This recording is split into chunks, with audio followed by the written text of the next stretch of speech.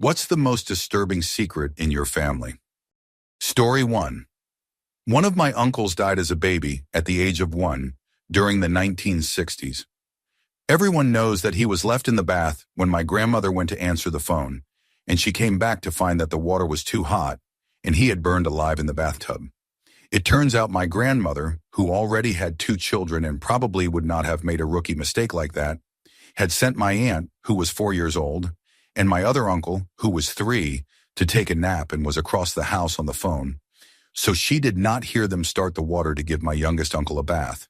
They were playing bath time and accidentally burned him alive in the bathtub, and neither of them knows the truth or remembers it. My grandmother will not tell them because she does not want them to blame themselves. I am not sure why my mother knows, but she told me during a deep conversation over family issues. Story 2. Any trace of my family's history photos, records, heirlooms, property, and so on was wiped away by Pol Pot's regime.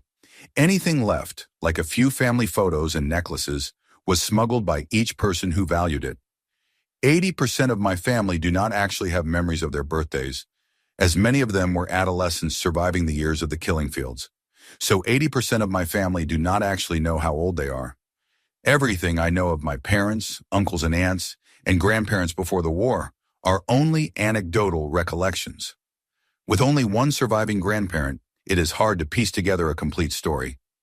My siblings and I will literally be the only generation with a recorded existence in my family. Story 3.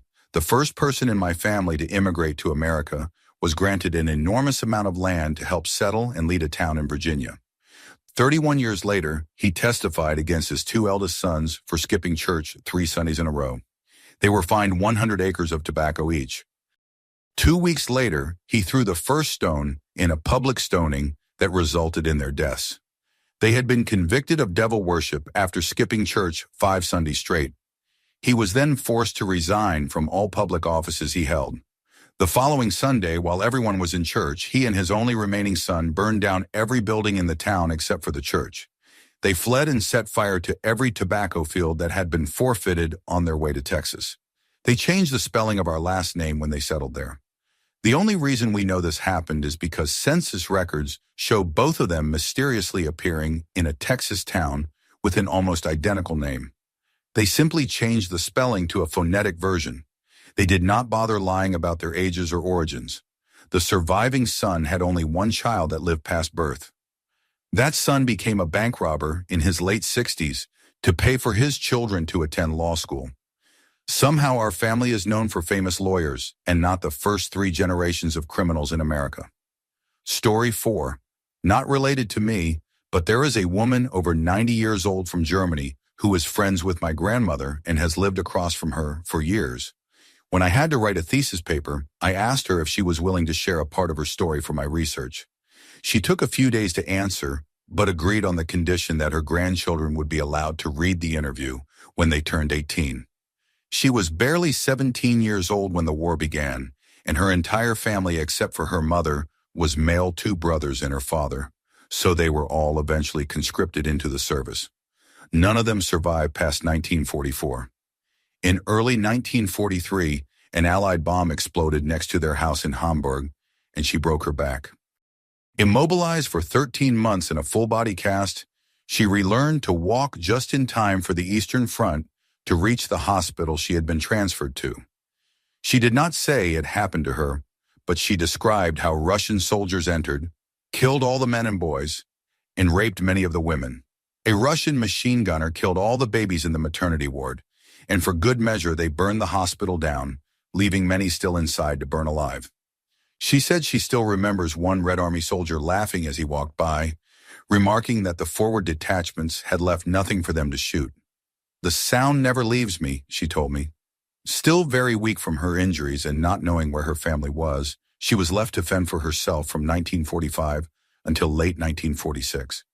She spoke of checking the pockets of dead bodies for scraps of food or foreign currency, eating things I could not imagine eating. In early 1946, she got in touch with the American Army, which accessed surviving records for German citizens. There she learned that the Nazis had listed her entire family as deceased, So she went to Berlin to try to get residence on the American side of the city and find work. Her description of Germany during that trip was like something out of The Road. There were barely any buildings not bombed, burned, or shot up. Bodies lay everywhere, and she endured constant abuse because of her blonde hair. Seen as the symbol of Hitler's Germany, she said people threw rocks at her, called her a dog, and told her to die in a ditch. She alluded to sexual assault but did not go into detail, though her eyes said it all. I did not have the courage to ask her about the concentration camps.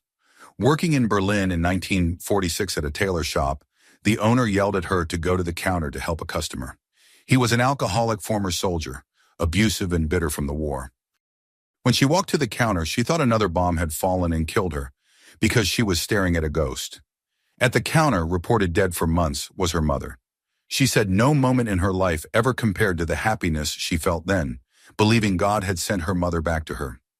I am not religious, but I cannot explain that. It truly felt like a miracle. They both received immigration exemptions because they had relatives in the United States. She told me the biggest shock was boarding a ship in England and realizing how the Germans had bombed and killed just as brutally as the Allies. Living in Nazi Germany, many citizens were never told the truth, and she had thought only the Allies bombed civilians. She never understood the full impact of the war until then. I saw the same hopelessness, despair, and destruction in England that I did in Germany. If people had been able to see each other during the war, it would not have lasted a day. Our only difference was language. British, French, German, we all suffered as equals. Children were the worst. Their eyes showed a lifetime of suffering. I did that interview nearly 4 years ago and have never looked at things the same way. I barely knew this woman as a 21-year-old student, but we hugged and cried, wrote letters back and forth until her arthritis became too painful. War is hell, war is pointless, and the ends almost never justify the means. The Holocaust compounds the tragedy of the Second World War, but truly all war does is force everyone into unimaginable horror. There is never a truly good reason to fight one. It taught me that history is one of the most important things to learn. We repeat so many mistakes as a society that we could avoid by understanding what others have endured. I make an effort to know my neighbors now. I think about people differently. What story does your boss, your neighbor, your coworker have that could completely redefine your understanding of them? That little old lady might not just be a cranky woman who lives across from your grandmother. She may be a warrior at heart. She has 3 children, 5 grandchildren, and 2 great-grandchildren now. She told me her life has never been better, even though she has respiratory problems from the chemicals present during the war. I have not spoken to her much since she moved to Texas with her family, but I wish her well every day and was lucky enough to talk to her on Thanksgiving. I hope you find peace, Anna. Story 5. My grandfather told me stories about his time as a prisoner in Germany. He was a soldier after the Italian campaign in Greece and was taken prisoner by the Germans after Italy signed the armistice with the Allies. I believe he was there as part of the occupation forces, which made him an enemy of Germany after the armistice. He was taken somewhere to Poland, to a labor camp. Most of the prisoners were soldiers like him. It was not meant to be an extermination camp, though many still died from starvation, illness, extreme fatigue, and other causes. My grandfather said that one time, 1 out of 5 doctors saved his life by touching his ankles and telling the others that he was still good for work. The only words he understood were Arbeit gut, which he believed meant fit for work, even though he was extremely weak. He told us more about his journey back home than about his time in the camp. I think he wanted to keep the worst things to himself. After returning, he was so traumatized that he decided he would let himself die, lying in bed for days without eating until his caring sisters and mother convinced him otherwise. He spent years without speaking about the war. My father and uncles knew very little about that experience. About 50 years later, when I was a child, he began to share small pieces of what had happened. He died peacefully in his bed last April. His mind deteriorated rapidly in his final months, and during that time, he often woke up in panic, saying he saw soldiers everywhere and people marching. That experience left a scar that haunted him until his last days. Story 6. My mother's uncle lived modestly in a trailer and had no steady job, only taking on occasional manual labor work. He would routinely fall behind on bills and often had his water and utilities cut off or threatened to be cut off. On several occasions, he disappeared to a large city about 3 hours north of his home for a few days. Every time he came back, he had a large amount of cash. One night during a poker game, people started talking trash, and he said that none of them knew what it was like to kill a man. One of the people there was my mother's cousin, who later claimed to have overheard the conversation. Naturally, they pressed him for more details, but he refused to say anything else. Everyone in the family knew he had a mysterious way of coming into large sums of money, but no one ever knew how, other than assuming he was gambling. He died about 10 years ago. I am 37, and I just heard this story for the first time during Thanksgiving dinner last week. Story 7. My grandfather managed to get his wife and 3 children out of Europe just before the Nazis invaded their country. The rest of that side of my family, every one of them, stayed behind and were killed in concentration camps. Decades later, after my grandparents had died, and even their children were old, we discovered a trove of letters, dozens of them. They were from those family members responding to my grandfather's repeated pleas for them to leave as well. Each one expressed complete certainty that they would be fine and seemed to suggest that my grandfather was being an alarmist. So many letters from so many people he tried to save, all refusing to listen. I never met my grandfather because he died of a mysterious condition soon after emigrating. Now that I think about it, considering those letters and his desperate attempts to save his family, I believe he died of a broken heart. Story 8. My grandfather served 40 total months in Vietnam. He had 2 daughters and never felt comfortable opening up to them. He never spoke to his wife or therapist about his experiences because he did not think anyone would understand. When I joined the Army, he decided I was the one he could talk to. He told me many stories, but one stands out the most. He said they were on a 3-week patrol near the border of Cambodia, close to the 17th parallel. Before heading out, he talked to a platoon that had run a similar route. They warned him that the local Viet Cong would sometimes send children out with gifts for the American soldiers and hide grenades in soda cans to kill a few of them. My grandfather said that one day during the patrol, they stopped to check their map when a group of local children approached. He saw a little girl holding a soda can. He yelled at her to stop. His squad shouted for her to stop too, all pointing their weapons and telling her to stay back. My grandfather fired a burst at the ground in front of her to scare her, but she kept coming. Finally, he decided it was time and emptied his magazine. It turned out to be just a regular soda can. That was not the most horrifying story he ever told me, but it was the darkest one I'm willing to share. At first, I tried writing down everything he said, but eventually I realized those memories should leave this world with him. Story 9. There are objectively worse things in my family's history, but the most chilling was learning how my grandfather abused animals. He was seen as a real pillar of the community, a well-to-do man with a stable home life and a responsible husband. For a while, they lived in a house that could be called a country estate, and that large property came with a cat when they bought it. She was a barn cat, a mouser. Long after they had sold the property, my mother and grandmother were reminiscing about the place, remembered the cat, and wondered what had happened to her kittens. Smiling, he joined the conversation, saying, "I asphyxiated them." Then he described how he bundled each litter of kittens into a bag, tied it to the car exhaust, and let the car idle until they stopped moving. Afterward, he buried them out back. Instead of ever getting the cat spayed, he let her keep having litters and executed every one of them. He never tried to find homes for the kittens or take them to a shelter. Cost was no issue. This man had a country club membership and owned a yacht. Yet he was the kind of man who was polite to waiters and a doting, loyal husband. My grandmother passed away when I was 19, and the only argument I ever saw between them lasted less than 5 seconds. No one suspected he was capable of such cruelty, not even his wife. When he finally admitted it, no one treated it as if it mattered. I was a teenager in the same room during that conversation, listening in stunned silence, and I did not know what to think about it for a long time afterward. Story 10. My maternal great-grandparents, Sarah and Levi, had twins, a girl and a boy. My grandfather, Harrison, was their older brother. When I was working on my genealogy, I discovered that the twins both died on the same day. Nobody in my family is sure why or how. Harrison never spoke about it, but the rumor was that they might have suffocated accidentally.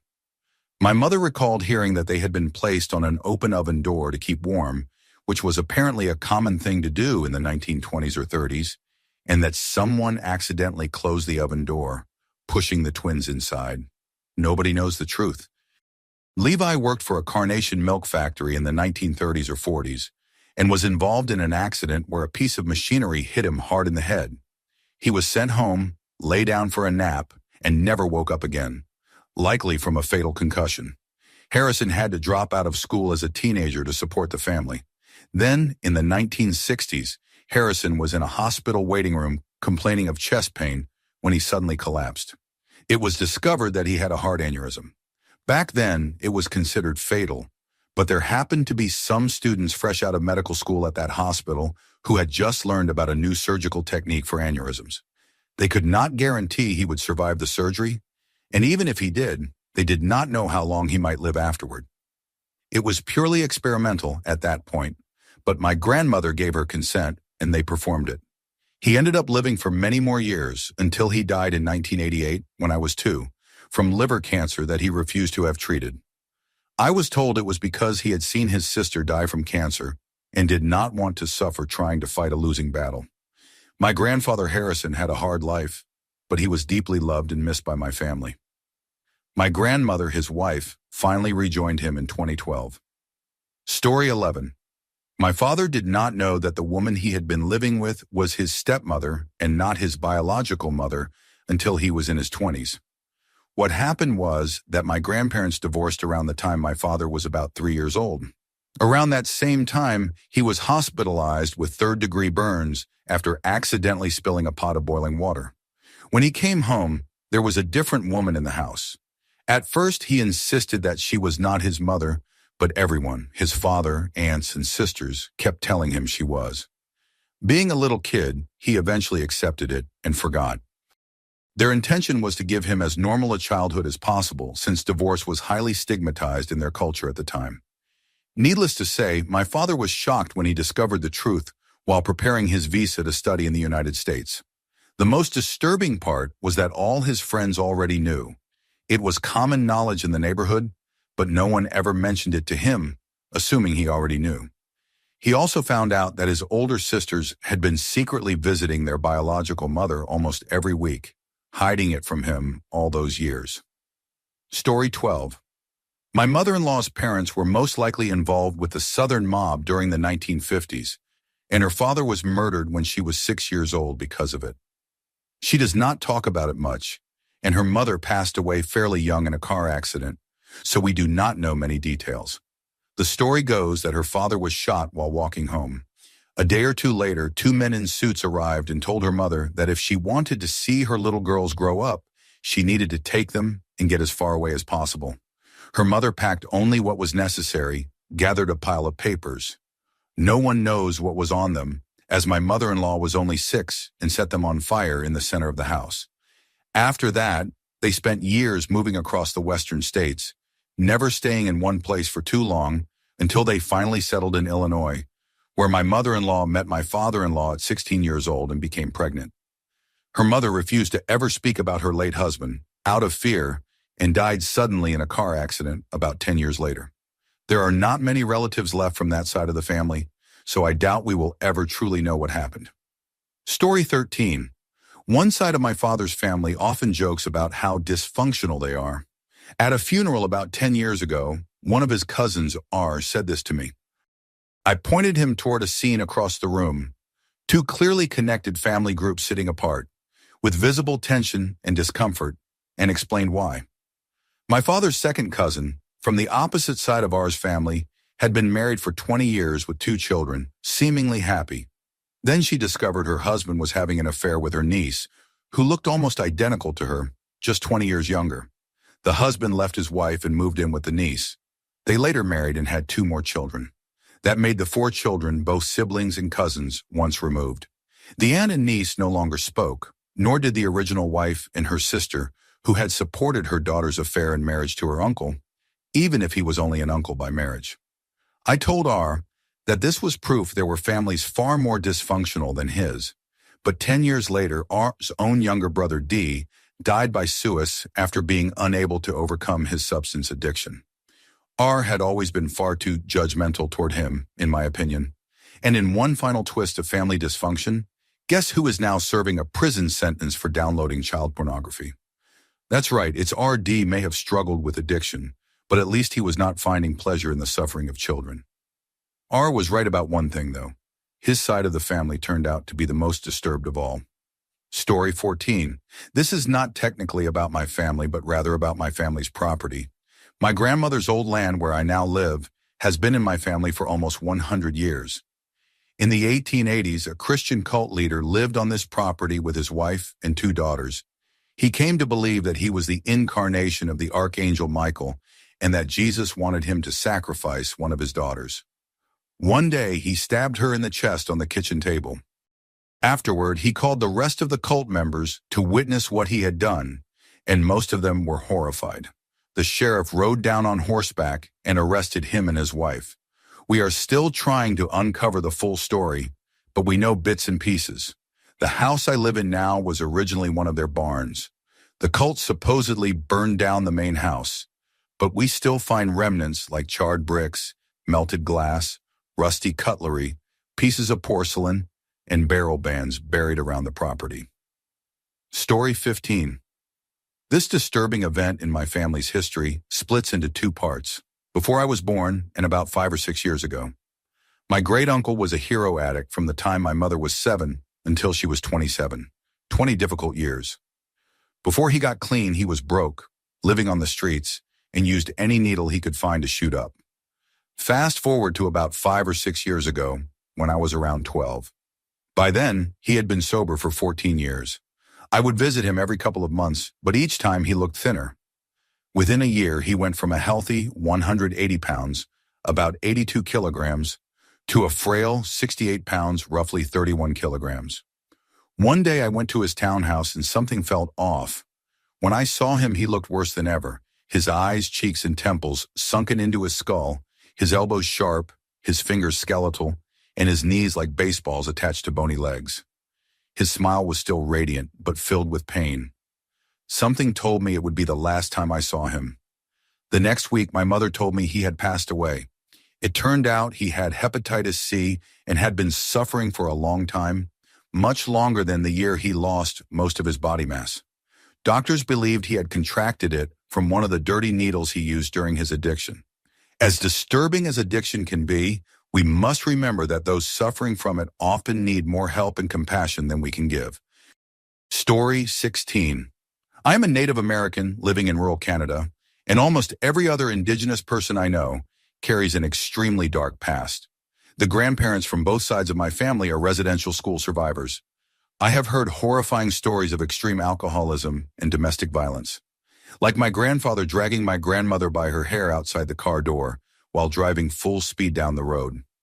My father is a recovering alcoholic who was extremely abusive, and my parents used to get drunk and fight, hitting each other with the car and chasing one another around with knives.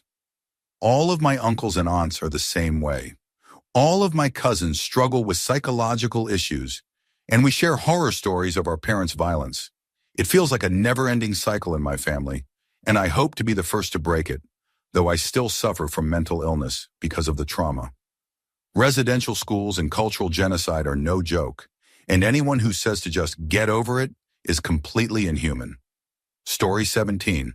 The most disturbing thing in my family's recent history was learning that my grandparents supposedly had only one child, my father, when in truth, they had another son before him.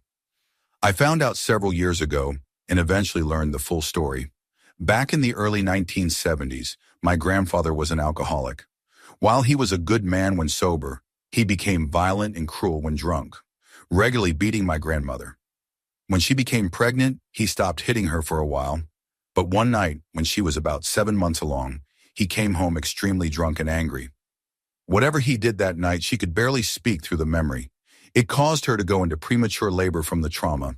He would not let her leave or use the phone. She eventually passed out, and when she woke, her body had already done what it was designed to do. Only then did he allow her to call for help, but it was too late. My uncle had died before they reached the hospital. No one except them and her mother knew the truth until she told me. He does not even have a grave. The policy at the time was to incinerate the body of a premature fetus as medical waste. But my great-grandmother, who worked at the hospital as a nurse, managed to recover his remains. She buried him at the foot of her own father's grave, the only person my grandmother felt would never be angry with her for what happened. Grief is a strange thing, and though it does not all make sense, it was her way of finding peace. So yes, I have an uncle that only I know about now. Story 18. My grandmother was a preteen when she escaped Ukraine during the Second World War. Only she and her mother made it out alive. She watched her father get shot, and her brother disappeared one day when he went for a horseback ride, likely captured and killed. When they arrived in England, my grandmother was 16. One of the refugee camp officers fell in love with her and blackmailed her into marrying him, threatening to send her mother to Siberia if she refused. They married and he beat her savagely every day. Once he hit her so hard that she lost a few teeth and had to go to the dentist downstairs from her apartment. Later, they immigrated to Canada, and through the help of a lawyer friend, she finally managed to escape him. She traveled from Edmonton to Toronto, where she met my grandfather and fell in love. Her abusive husband spent years searching for her. She married my grandfather, never legally divorced, and had my father and aunt. She wrote a book about roughly half of this story, leaving out the abuse, which was later published by a small Ukrainian company. The rest only I know. Story 19. This one is not exactly about my family, but about my stepfather's family. His brother married a kind woman but started sleeping with her sister. One day his pregnant wife had an accident, and both she and her unborn child died. A few months later, he married his sister-in-law. Considering that his family is very religious and believes widows and widowers should never remarry, that marriage happens only once, their complete denial of the first wife's existence is astounding. They treat the new couple as if they are the kindest, most perfect people on earth. When their mother became too old to care for herself, they decided to hire someone to live with her and help around the house. He refused to let anyone else handle the hiring and personally chose a Cuban woman. Their mother did not like her and said she was stealing from her, suffering from panic attacks every day. When someone suggested finding another caregiver or even considering a retirement home, since the situation was unbearable, he exploded in anger. Of course, he did not want to fire her because he was having an affair with her, so she stayed, and their mother continued living in fear. Meanwhile, he managed his mother's finances, which really meant he was stealing from her weekly. No one said a word because that would mean admitting the family was not perfect, and they could not allow that. He has always been self-righteous, obsessed with proving he is smarter than everyone else, and it was no surprise when he and his wife, his former sister-in-law, joined a strange cult. They even claimed they would move to a South American country to serve their leader after retirement. Eventually, karma caught up with him. He got cancer in its early stages, but because they did not believe in doctors, he refused treatment, claiming doctors were murderers. Instead, he went to a shaman who told him it was just indigestion. He cut out so-called poisonous foods like potatoes, tomatoes, meat, dairy, and several other fruits and vegetables, believing he would be cured. 2 years later, he looked like a walking corpse, but still insisted he was fine.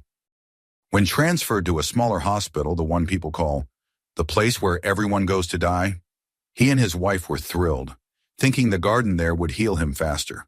The day before he died, he was still insulting his siblings for bringing him disgusting food and calling them useless. Even on the day he died, no one was allowed to admit he had cancer. It was still just indigestion, soon to be cured by climbing mountains. Over a year has passed since his death, and I still cannot openly say he had cancer and refused treatment, because that would mean admitting the family was never perfect, and that truth is something they will never face. Story 20. My great-aunt was married to a drunk. She thought she had reformed him, and for a while she had, but anyone can relapse. When he lost his job and started drinking again, she knew she had to leave. One day she left work early, picked up her children, and packed their bags. Before leaving, she sent her youngest son to take out the trash one last time, which for some reason involved driving a few miles down the road to the dump. While she was gathering some last-minute belongings, John, her husband, came home. He was drunk and furious. He walked into the house carrying a .38 caliber revolver and shot his wife and 2 daughters. The youngest, Dolly June, was hit once in the stomach but pretended to be dead. After shooting the women, John's son returned and tried to help his mother, only to be shot and killed as well. John dragged all of their bodies one by one into the kitchen and left them there. Later, Dolly was found alive, the only survivor. My grandfather received the devastating news in Charlotte, North Carolina, and immediately left for Knoxville, Tennessee, taking my 15-year-old father and 2-year-old uncle with him. Authorities knew he intended to kill John, so they stopped him at the state line. They searched his car but found nothing. His pistol had been tucked away in my uncle's diaper. The police let him go but radioed ahead to ensure that John was put in prison for his own safety. I might not even be here if my grandfather had been arrested that day. Story 21. My great-grandfather, my grandmother's father, was killed a few months before she was born. It was reportedly murder, committed by his own brother, who had gotten involved in bootlegging.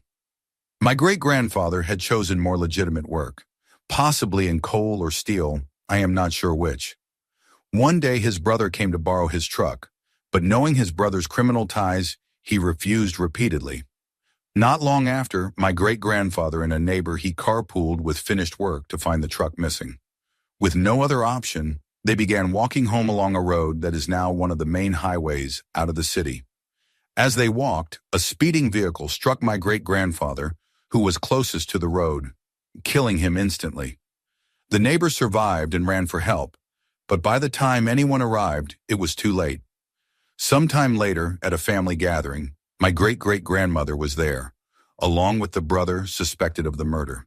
He was sitting on the second-floor balcony, leaning against the railing, talking to relatives.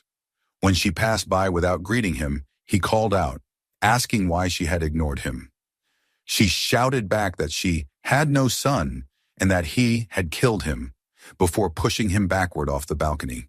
He survived the fall without injury, but I imagine it ruined the rest of the party.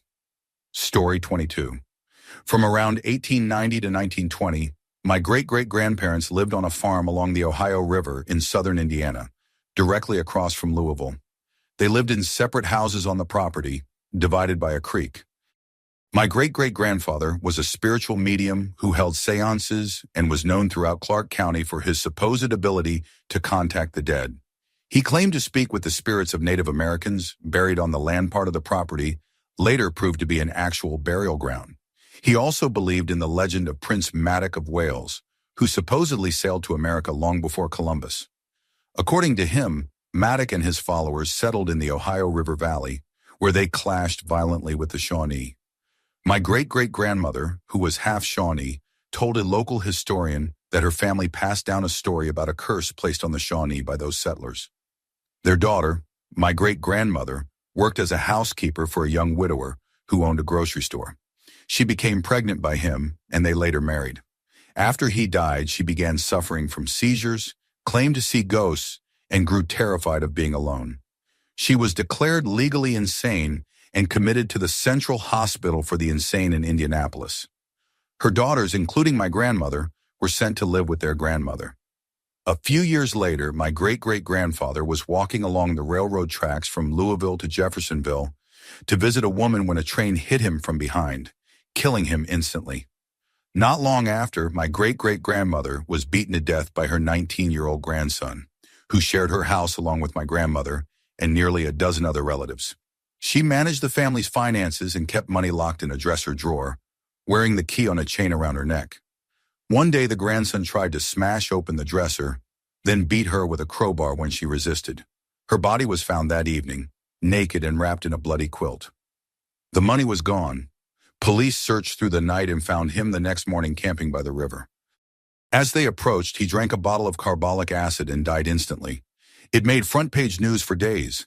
Some relatives believed he was innocent and that his father, an alcoholic with a violent temper, had framed him. That same father had once tried to throw his brother under a moving train. They thought his story about attending a baseball game alone that day was suspicious. A few years later, my great-grandmother died alone in the asylum. Her body was brought home and buried with the family.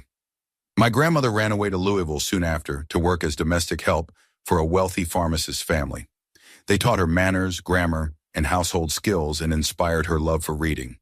When my mother was young, my grandmother told her that her parents had died of illness and that a family friend had arranged for her to work in Louisville. She never revealed the truth. My mother and her sister only discovered it decades later when my father uncovered the real story during genealogy research. They were both in their 70s by then. Story 23. My paternal great-grandfather on my father's side was a Grand Dragon in the Ku Klux Klan, and one of my great-uncles on my father's mother's side still has the robe he was supposed to be initiated with. On my mother's side, my grandfather witnessed his own father's murder. My great-grandfather had been very outspoken against the Communist Party trying to take over Greece and got into an argument with an equally vocal supporter. The next day, when my grandfather went into town with his father to run errands, the man walked right up to my great-grandfather, shot him in the head, and calmly walked away. The police did nothing, and the murder traumatized my grandfather for the rest of his life. The final dark story also comes from my mother's side of the family. My maternal grandmother lost her mother at a very young age. She died in childbirth, along with the baby. That left my great-grandfather with 5 children and no one to care for them while he worked to provide for the family. Out of desperation, he married a harsh young woman who had been considered a spinster, hoping she would take care of the children and manage the home. Unfortunately, she turned out to be monstrously abusive, especially toward my grandmother, the only girl in the family. She tortured her both physically and emotionally for years, even into adulthood, until one day she beat her so severely that she could no longer hide it. When my grandfather found out, he made it very clear that if anyone ever hurt his wife again, there would be consequences. Story 24. My grandparents had 4 children, but for most of my life, everyone only knew about my mother and my 2 uncles. When I was 17, my grandmother finally broke down and told my mother the truth. She had a sister they had given up for adoption before moving away. My grandfather had insisted they could not afford another child, and rather than face the shame of explaining a missing baby to friends, family, and their 2 children at the time, they made up a lie. One day when my uncle was running through the kitchen, he accidentally bumped into my grandmother while she was near the end of her pregnancy. They used that incident as an excuse, telling everyone the baby had been stillborn because of it. Years later, my mother managed to track down her sister, and the resemblance between them was uncanny. When we met her, she was kind, understanding, and held no grudge against my grandmother. She became part of the family right away. My uncle, the one who had been told his accident had caused the baby's death, is still angry. He carried that guilt for decades, believing he had killed his sister, and even though my grandfather has passed, he still struggles to forgive my grandmother for letting him live with that lie. Story 25. My parents were never married, just together for a brief period. My mother was mostly infertile, so it took 7 tries for her to have me. In Texas, common law now recognizes that they are married because they had a child together, even though they despise each other. My mother only wanted my father as a sperm donor, and my father wanted, well, I'm still not sure what. Either way, they both wanted me, or at least wanted me away from the other. Their relationship was pure chaos and at times lethal. My father kidnapped me once when I was 2, taking me from my babysitter in Oklahoma. My mother later staged what she called a counter-kidnap during a tornado, which, while insane, is one of her most metal stories. The 3rd time, my father used the courts. He manipulated me with his dungeon master storytelling skills, convincing me that my mother had assaulted me. I testified in court using the exact phrase, "She touched me in my no-no spots." It backfired horribly. Both parents were deemed unfit, and I was placed in Texas foster care. The foster system there is a nightmare. All my belongings were sold except for a special quilt I still sleep with to this day. They placed me with violent felon teens, but luckily I learned to stay out of their way. My mother gave up hope, but my father, ex-military and reckless, broke me out by force. He grabbed what little I owned, and we fled the state. It was officially kidnapping, and Texas was furious. But honestly, I'm glad he did it. because the next foster home lined up for me was with substance addicts. We planned to reach California but ended up in Arizona instead. For 4 years, life was oddly peaceful. My father introduced me to PC gaming, Dungeons and Dragons, and a semi-stable routine. We had no car, so we walked everywhere, sometimes 10 miles with $400 worth of groceries in the heat. It was miserable but memorable. Then one Christmas, my father said he was giving me the best gift ever, no presents, just something better.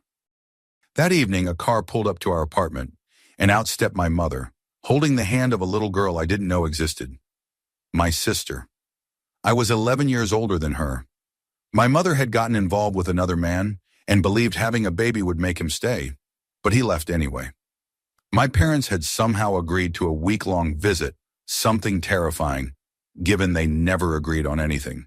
And yet, for that week, things were peaceful. They were civil. I bonded with my sister, but the day before she was supposed to leave, her employer committed suicide, leaving my mother stranded and desperate. Over time, tension built up again, leading to violent fights. I even ran away once, walking 20 miles before the Phoenix police found me in Mesa. They claimed they had 20 officers searching for me, though I doubt it. By the 4th of July, things exploded. My father was arrested after another violent fight, and my mother, sister, and I were evicted. We moved to Oregon, where her terrible taste in men struck again, twice. The first one involved accusations of molestation while I was away. The second, a man named Gene, I caught beating my mother. He came at me first, but I fought back and left him with a severe concussion that required staples in his head and neck. 2 weeks later, the Department of Human Services intervened. Now, 2 years later, I am still in the foster system, trying to figure out how to move forward from a life that never stopped spinning out of control. Story 26. My maternal grandparents simply did not want to be a family. My grandfather had several children with my grandmother, but when the youngest was about 5, he walked out and never came back. The children only saw him once more, about 15 years later. My grandmother was an alcoholic before he left, after he left, and for decades after that. She would constantly say she was going to the store, only to come home hours later completely drunk and with no groceries. Sometimes she would vanish for days, leaving her pre-teen and teenage children to fend for themselves. Once my mom and her siblings came home from school to find their house completely empty. No furniture, no clothes, nothing. They called neighbors and eventually the police, who found my grandmother hours later. She had moved across town and forgotten to tell her kids. Years later, the children tracked down their father and pulled into his driveway after months of searching. When they announced who they were, he stepped back into the house, and his new wife came out with a rifle and started shooting at them. The next time they saw him was at his funeral a year and a half later. My grandmother never stopped drinking. It defined her life and my memories of her. As a kid in the early 1980s, I remember riding with her along the Gulf Coast as she sipped from a highball glass filled with whatever liquor she needed to get through the day. Story 27. My parents escaped a genocide, but that's not even the most disturbing part. Before they fled, my father worked with the Red Cross, helping rural villages in his country. He was captured by the Viet Cong and imprisoned in a labor camp for a long time.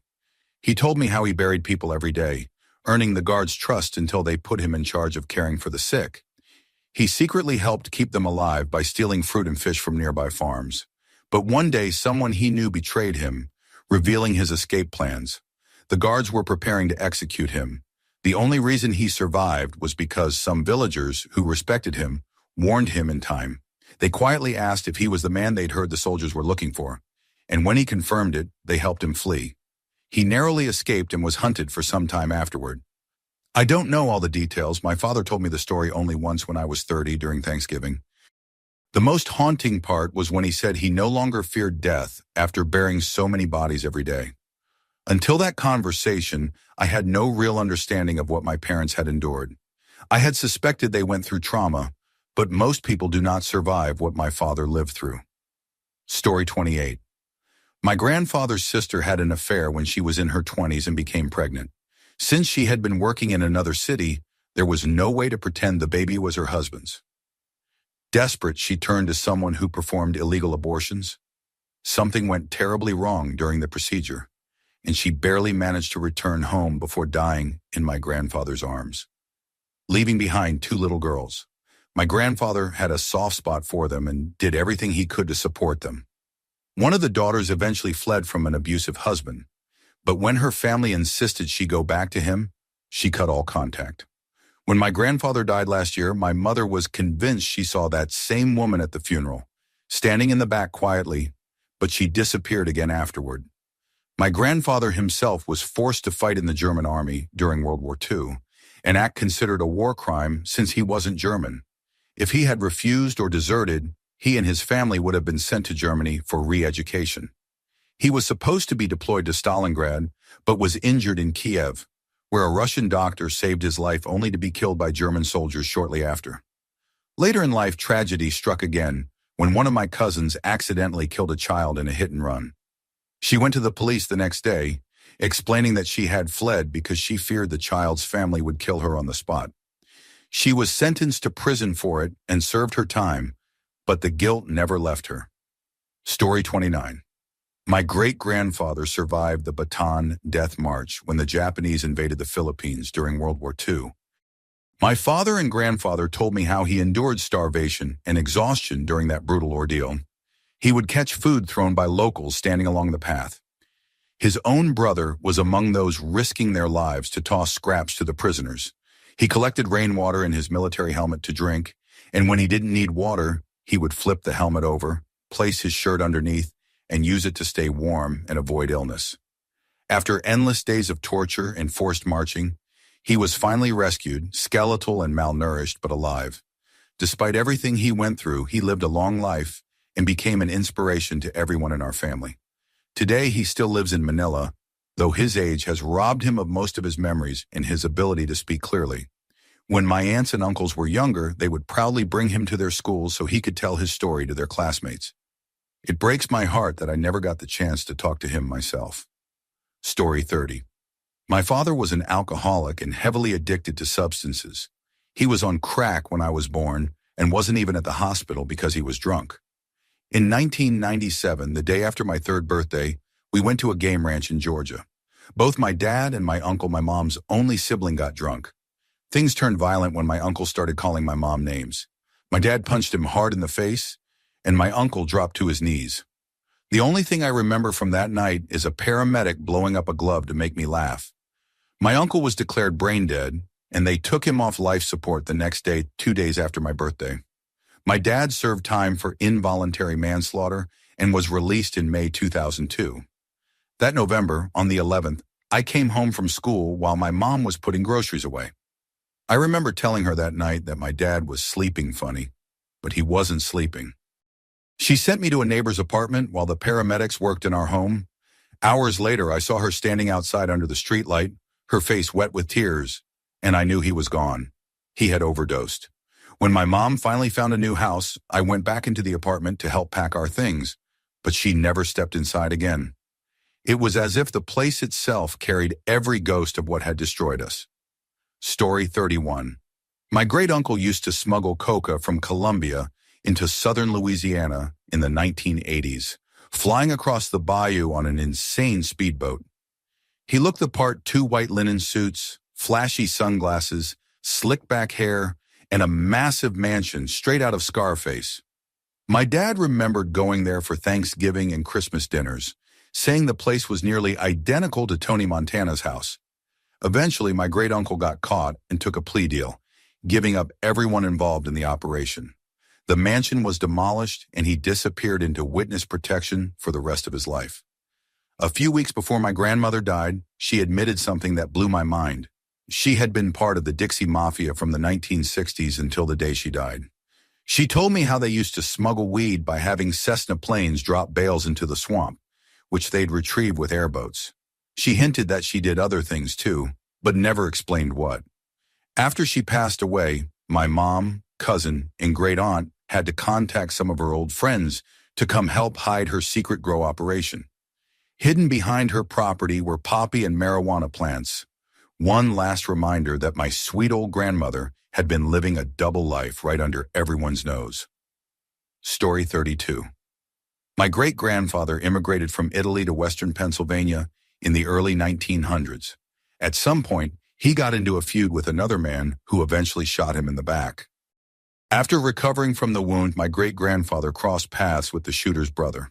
Not long after, that man was found dead hanged from a tree just outside of town. My great-grandfather was charged with murder, but there was a twist. His wife, my great-grandmother, worked as a housekeeper for a powerful judge in Western Pennsylvania. I've seen old newspaper clippings about the case, but I can't recall whether he was acquitted or if the charges just disappeared. Either way, he walked free and immediately moved his family to Philadelphia. There they lived in a house far beyond what they could have afforded. My grandfather used to say that every Christmas, all their presents were delivered by the judge's family. Nobody ever knew why the judge's family kept supporting them so generously. Some believe my great-grandmother had leverage on them after working in their household for years. Others think there might have been an affair between her and the judge's son. They were around the same age. Supporting that theory, my great-aunt, their 13th child, was born around the time of their sudden move to Philadelphia and was immediately sent to live with relatives 20 miles south of their original hometown. Maybe she was the love child, and some kind of deal was made for the judge to look after the family in exchange for silence. Oddly enough, decades later, I ended up going to college in that same small town 20 miles south, never realizing I'd been studying so close to the root of that family secret. Story 33. In 1951, my great-grandfather, who worked as a Soviet security officer, learned that the NKVD would soon be visiting him and his family to investigate both his wife and his own alleged misconduct. Apparently, some documents had been forged to cover up either his or his wife's laziness in their administrative work. No one knows who warned him or if the threat was even real. What is known as this: on February 21, 1951, he left his home just outside Kiev and vanished. 11 days later, he surfaced off the coast of Italy, where he was granted asylum due to his position in Soviet law enforcement. Eventually, he was admitted into the United States. Since he had served as an artilleryman at the Battle of Kursk, my family believes the Americans were interested in whatever technical information he could provide about Soviet weaponry during the early Cold War. Meanwhile, back home, his wife was arrested on February 26th, accused of forging state documents and sentenced to 14 years in a gulag. 4 years later, in 1955, my great-grandfather met my great-grandmother in New York City, and from that meeting, the rest of our family began. I'll never know what he was thinking when he fled, or how he justified abandoning his wife to that fate. But if he hadn't, I wouldn't be here, and that's a truth I still don't know how to feel about. Story 34. My father built a hardware company from the ground up, turning it into a multi-million-dollar success. Then one ordinary day, everything changed when his car was rear-ended. The crash left him with permanent brain damage and more than a year in the hospital. During his recovery, his siblings stepped in to help manage the company. But while he was still disoriented, just aware enough for his signature to be legally valid, they had him sign away the business he'd worked his entire life to build. They convinced him to pour millions of his own money into supposed rescue efforts, but all they were really doing was lining their own pockets. The company eventually went under, and when my father tried to take legal action, his lawyer likely bribed or threatened, sabotaged him too, leaving him with nothing. We've managed to survive thanks to the investments he made years ago, but they're running dry. Now, in his 60s and still disabled, he's back at work, trying to rebuild his life from the ashes. Because of what happened, I've lost an entire side of my family. I don't even remember most of their names anymore. This whole thing taught me that while people say blood is thicker than water, money is thicker than both. My father is the most decent man I've ever known, and he didn't deserve any of the betrayal or suffering his own family brought upon him. Story 35. My mother married my stepfather after knowing him for just 2 weeks.